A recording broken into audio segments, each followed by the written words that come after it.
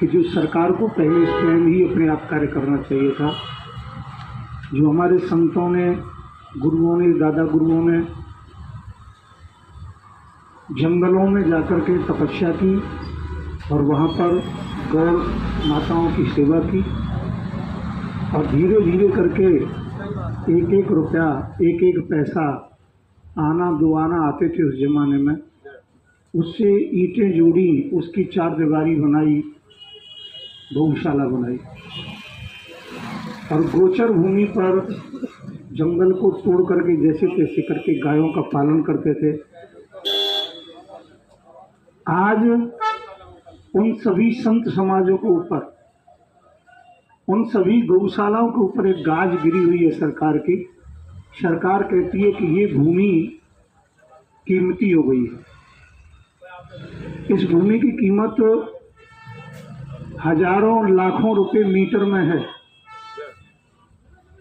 अपनी गौशाला यहाँ से कहीं भी हटा लो और ये जमीन हमें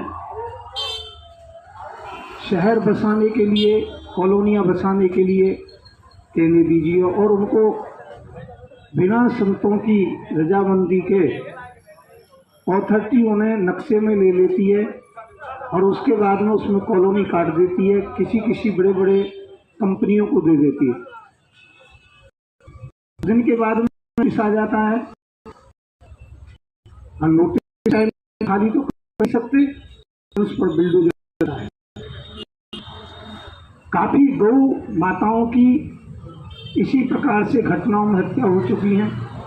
कई संत हमारे जब अकेले रह जाते हैं तो उन संतों के ऊपर हमले हो जाते हैं और धीरे धीरे करके उस जमीन को सरकारी घोषित कर दिया जाता है और उसके पश्चात में फिर साधु संतों को प्रताड़ित किया जाता है।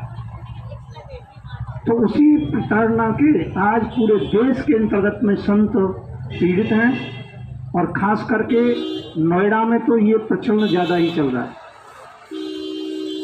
आज इसीलिए हम जिलाधिकारी महोदय, कलेक्टर महोदय और यहाँ अथॉरिटी में आए हैं कि जो गोचर भूमि है, जो हमारी गौ माताओं को चरने की भूमि है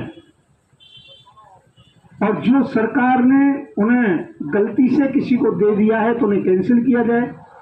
वहां पर भी बिल्डिंग बना दी गई है तो वो बिल्डिंगें हटाई जाए और हमको वही भूमि चाहिए जो हमारी गौशालाओं की भूमि है, संत महात्माओं की तपस्या की भूमि है।